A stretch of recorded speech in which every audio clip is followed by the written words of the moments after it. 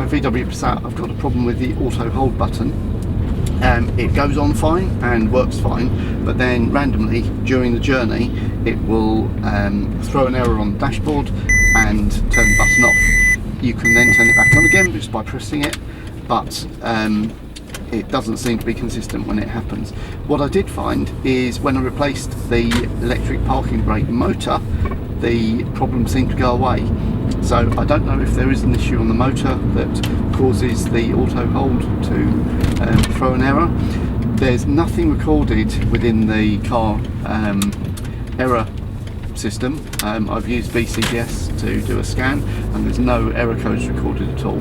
So there's something that obviously the auto hold doesn't like, that is throwing it off, like I say, putting an error on the dashboard, but there's nothing that I've actually managed to find that is the problem.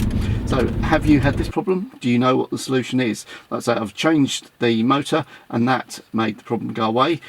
So whether there's something in the motor that is the problem, but have you had the issue and what did you find as a solution?